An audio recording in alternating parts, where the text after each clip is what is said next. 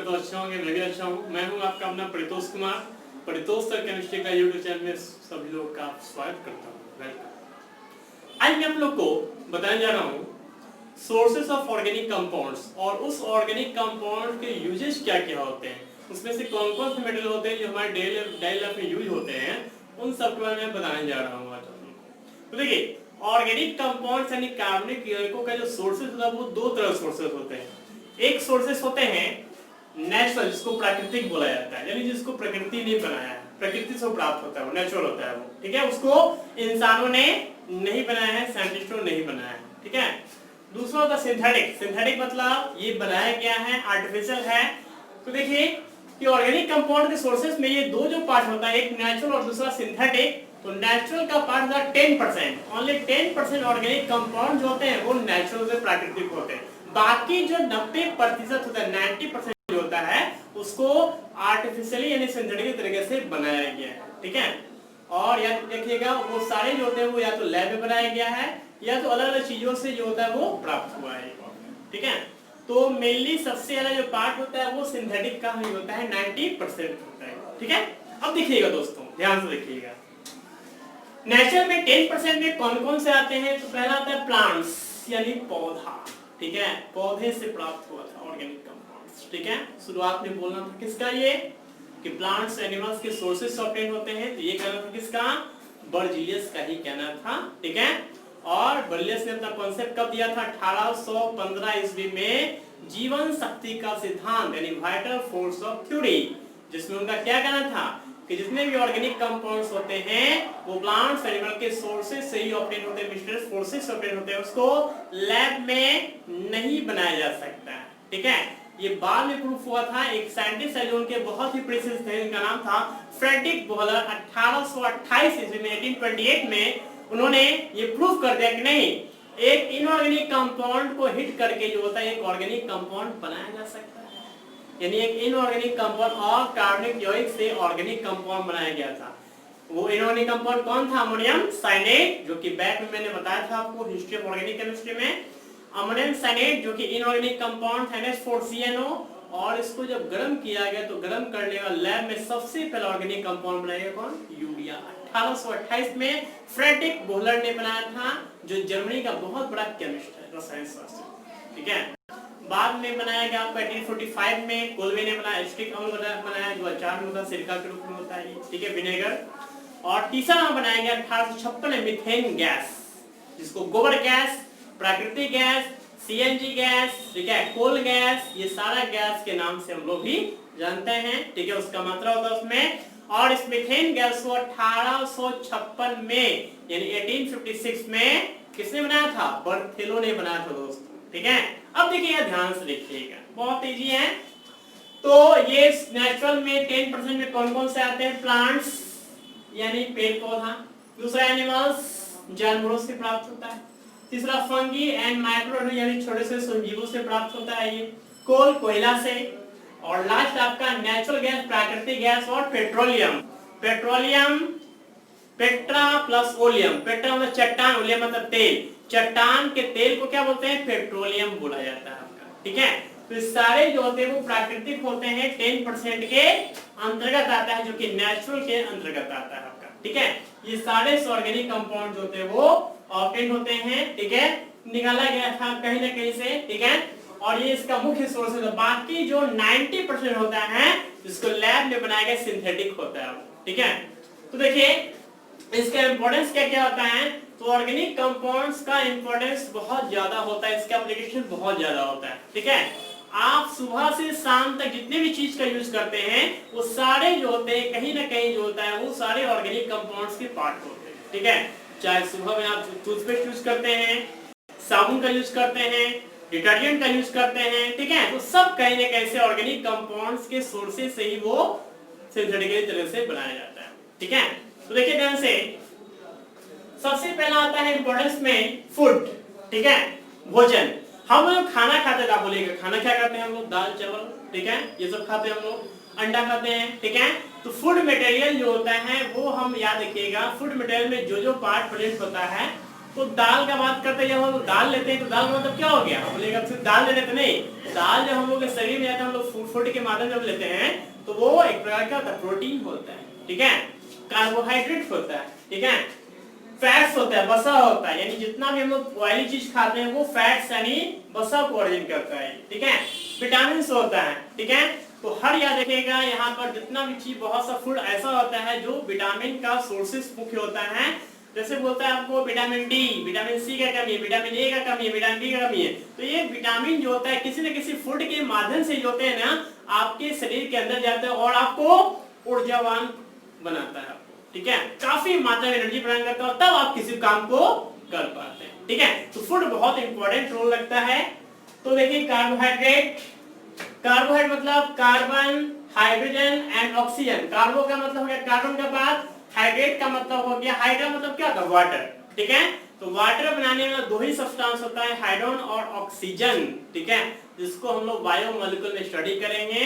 तो देखिए कार्बोहाइड्रेट का मतलब दुनिया का ऐसा कोई भी कंपाउंड जो कि कार्बन, हाइड्रोजन और ऑक्सीजन ये तीनों जिसमें प्रेजेंट करता है वो कहलाता है कार्बोहाइड्रेट।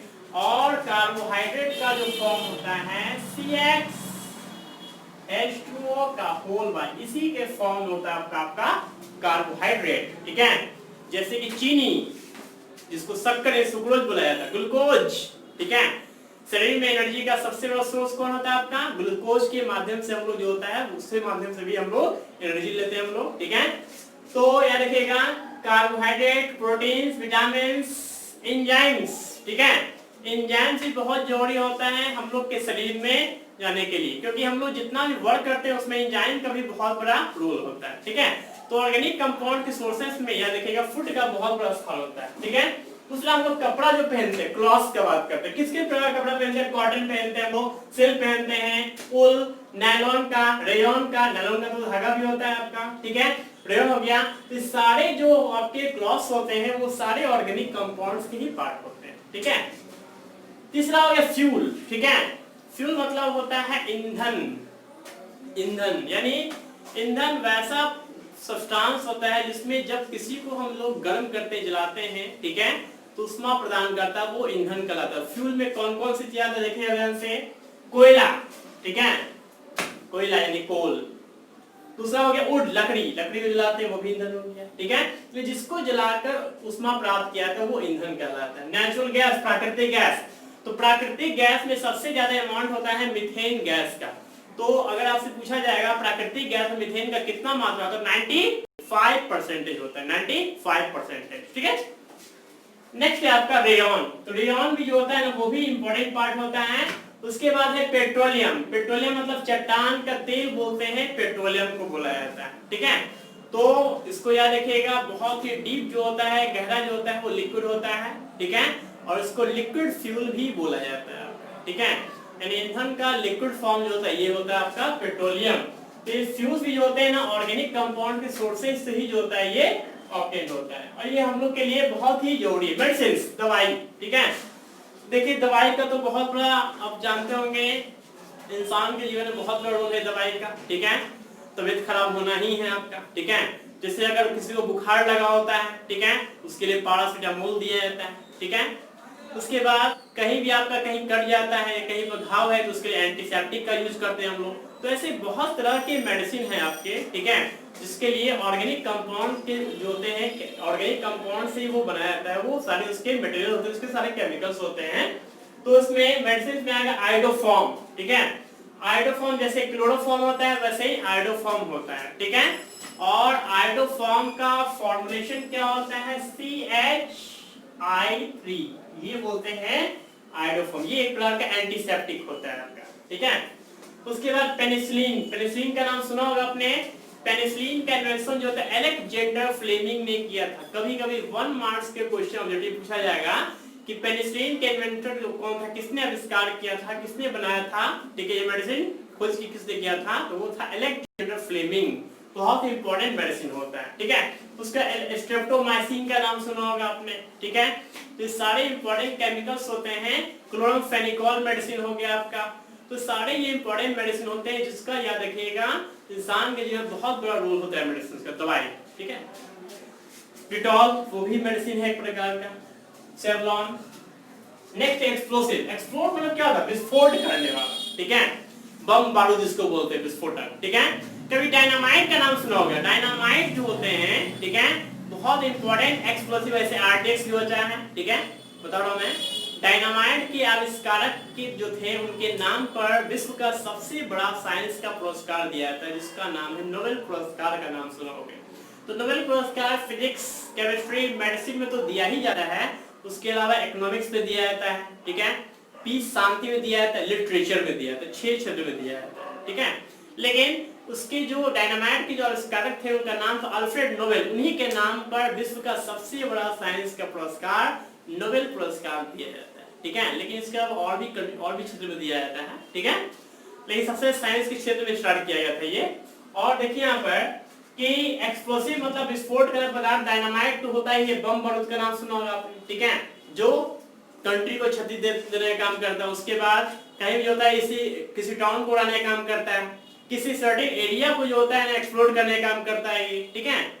और ये देखिएगा विस्फोटक पदार्थ जो होता है ना बहुत ही इंपॉर्टेंट स्टार्टिंग मटेरियल होता है। तो देखिए यहाँ पर विस्फोट करने वाला या 1993 जो बम ब्लास्ट हुआ था उसमें भी विस्फोटक पदार्थों का यूज हुआ था, बहुत इंपॉर्टेंट।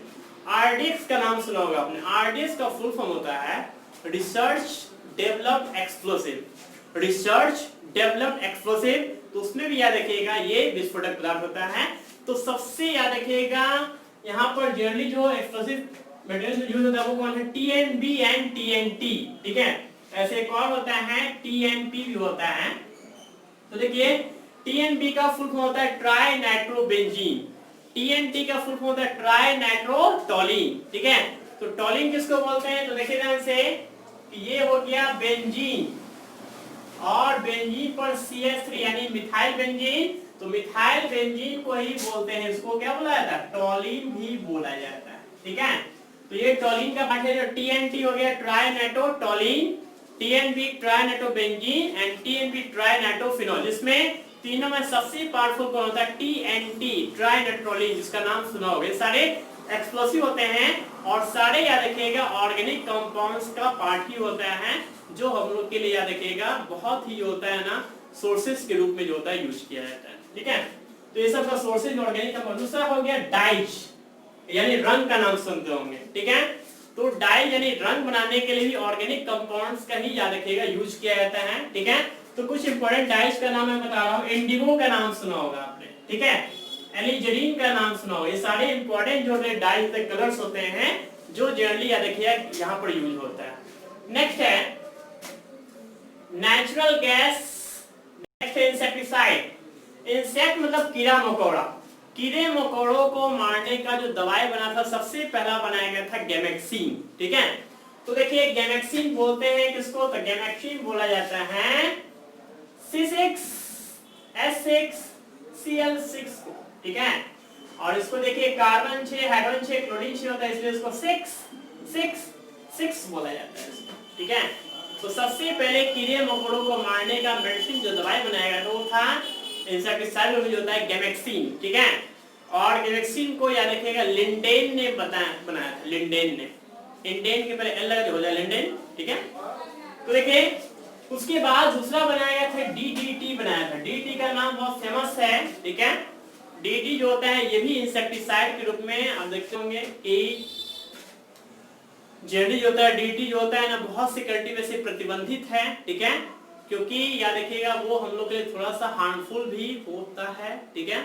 इसी कारण से बहुत से कंट्री में प्रतिबंध लगा है, लेकिन बहुत से कंट्री में अभी भी यूज हो रहा है ये डीडीटी का फुल फॉर्म होता है, देखिए स्ट्रक्चर में बताता हूँ इसका क्या होता है, फिर मैं बात करूंगा इसके बारे में।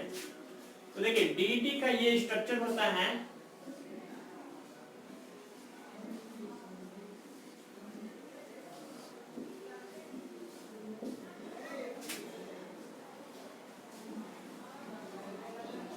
ये पूरा होता है डीडीटी, इसका पूरा फुल फॉर्म होता है